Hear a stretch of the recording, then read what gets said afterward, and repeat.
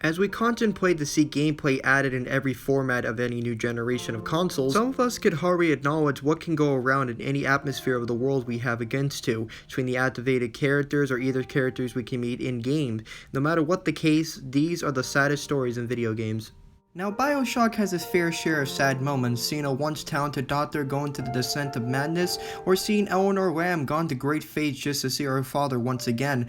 But out of all the main characters or outcomes you can see throughout many people, the one that has the most tragic story are the big daddies themselves. As you progress into the game, you ever start to wonder what happens if their little sisters either die or leaves? Well, the game happily explains it in the DLC. As all big daddies, you go into a great depression either when the little sister has been turned normal, or they have found out they have been dead, and all they can do in their spare time is to shout in agony hoping for the little sister to come back, but in their extent they cannot move on, they can't find another little sister. It's an endless hell on its own, what makes it more sadder.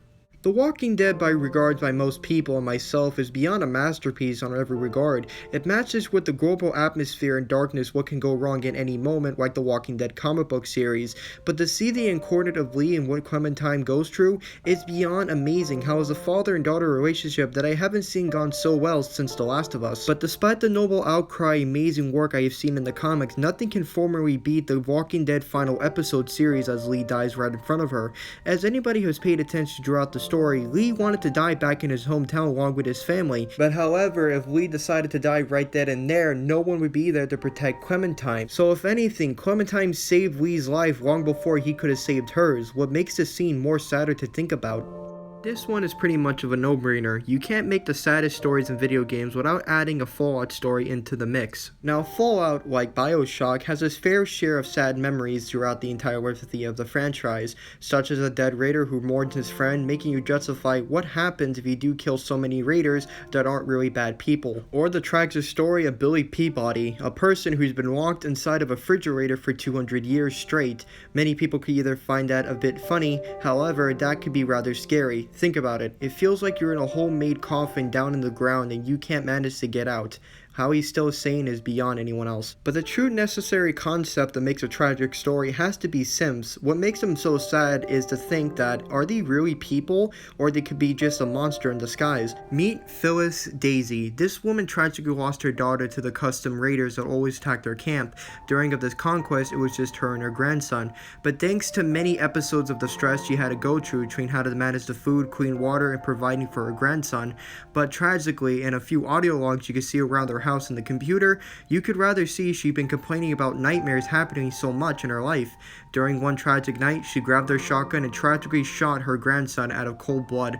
Thinking on her feet, she instantly thought she was a synth at that point. As it turns out, if you kill her, there's no audio chip, it was just herself. The true nature of what this can represent is actually proving how much people can go through so much stress in their lifetime only for them to lash out and break in just a moment. Think about it real quick. You're there with a person you care about for all your life, and next you know, they start to kill you by unders of stress that they didn't know what was happening. What you decide to do with her is pretty much up to you. Either let her stay in the settlement that you could rather build for her to be part of the community, or for you to take her down and end her suffering. The Last of Us is pretty much more of a masterpiece to most gamers and critics. It is mostly beloved by many sorts of reasons, for the heavy use of gore and stealth mechanics, also with the heavy of shooting, and of course along with crafting recipes. And we can never forget about between the main protagonists we have control of, name of Ellie and Joel. But despite the many outcomes I had to face throughout the whole game, whatever got me throughout the hook and also proceed more had to be the main opening of what Joel had to go through since the outbreak broke out. But the true method of what this scene can represent is how the message proceeds, how something of an outbreak can happen like this in real life, how something can go so south so fast, seeing the one person you love throughout your whole life could be gone just like that. It is actually quite sad how it could proceed with that. Borderlands 2 is a very crushable game if you decide to put it on a sad games list. How throughout the story it doesn't really necessarily get sad throughout any parts. Not even between the side missions are quite funny on their own. But however, there is one side mission and main story that is rather sad.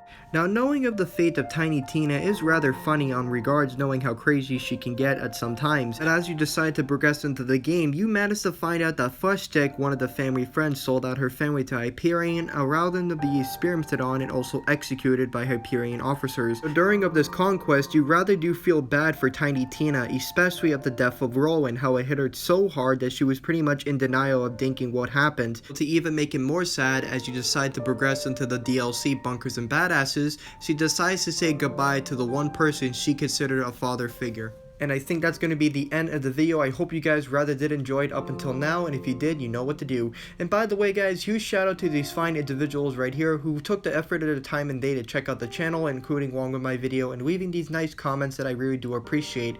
Now keep in mind, if you want a custom shout out to yourself, all you have to do is subscribe to my YouTube channel, leave a like onto the video itself, and very importantly, leave a comment, not just 1 or 2 words only. You have to go into creative detail knowing how you felt about this video and characters you met along the way. It has to mean more than that, guys. It can't be something so simple as 2 words. I hope you can understand that.